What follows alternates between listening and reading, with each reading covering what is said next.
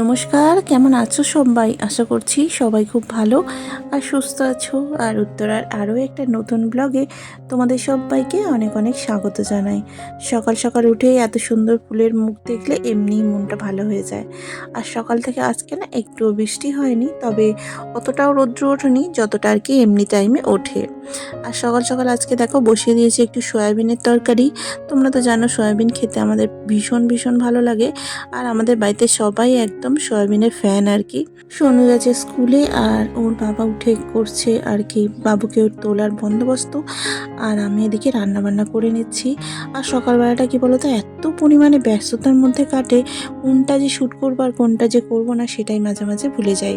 তো এদিকে দেখো আমি কড়ার মধ্যে দিয়ে তেলটা দিয়ে আর কি সয়াবিনটাকে ভেজে তুলে নিলাম। তারপরে এই কড়ার মধ্যে সমস্ত রকমের মশলা দিয়ে এখন কষাচ্ছি সুন্দর করে।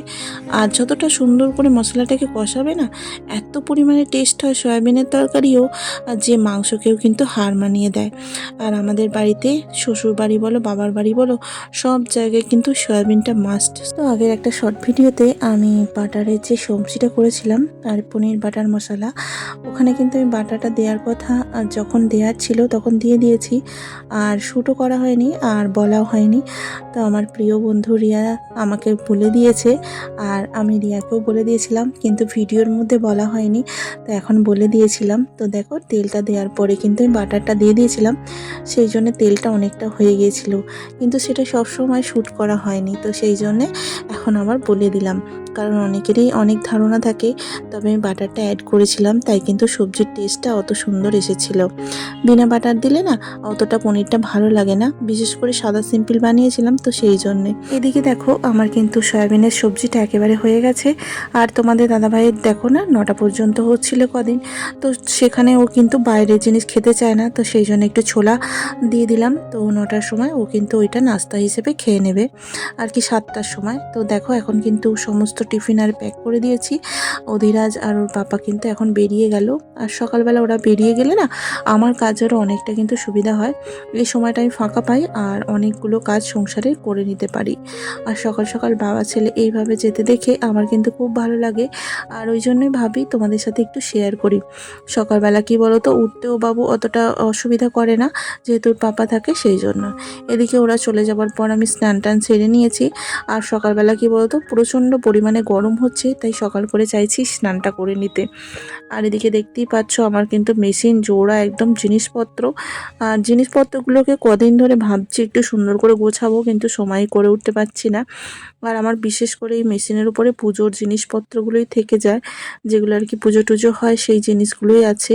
সোমবার করেছিলাম সেটাও, আর সব কিছুই আর কি আছে।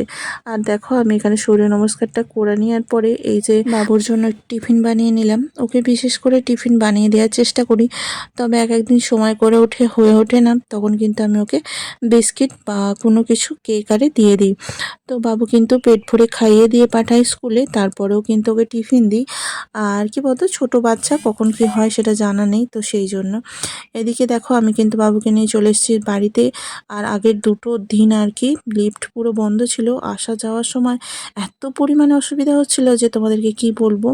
আর এদিকে একটা ঘটনা ঘটে গেছে, বাবুর কিন্তু স্কুলের জামাটা যেখান থেকে নেওয়া হয়েছিল সেখানকার জানি না কেন আমাকে পুরনো আগের ড্রেস দিয়ে দিয়েছে। আর সেই নিয়ে বাড়িতে একটা বিরাট বড় কাণ্ড চলছে আর কি। টিচার ফোন করেছিল, বললো এই ড্রেসটা নাকি হবে না, তো আবার নতুন করে ড্রেস বানাতে দিয়েছি, দিয়ে দিলে তোমাদেরকে আবার দেখাবো। তো যারা আমার রেগুলার ভিডিও দেখো তারা তো জানোই যে এই ড্রেসটা আমি কিন্তু নতুনই কিনেছি, 2টো আবার কিনেছি। তো আবার আমাকে নতুন করে নতুন ড্রেস কিনতে হবে। তো সেই জন্য আমার না মনটা ভীষণ খারাপ, কারণ তো যেই দোকানে গিয়েছিলাম সেই দোকানে কিন্তু এরকম স্কুলের ড্রেসেরই দোকান। তো ওনারা ড্রেসটা চেঞ্জ হয়েছে সেটা ওনারা জানতেন না, আর আমাকে কিন্তু পুরনো ড্রেস মানে আগের বছরে যে ড্রেসের স্টাইলটা ছিল সেটাই দিয়ে দিয়েছিলেন। তো এখন দেখো ভ্যানের জন্য অপেক্ষা করছি। তো বাবুকে ভ্যানে তুলে দেওয়ার আগে আমি গাছের নিচে একটু দাঁড়িয়ে থাকি, আর খুব ভালো লাগে জানো। 10-15 মিনিট এরম দাঁড়ানোর পরে কিন্তু অনুষ্কা চলে আসে, তারপরে ওকে নিয়ে বাড়িতে চলে আসি। তো চলো আজকে ছোট্ট একটু ভিডিও কেমন লাগলো অবশ্যই জানিও, ভালো লাগলে অবশ্যই একটা লাইক করে দেবো। দেখা হবে পরের একটা ব্লগে।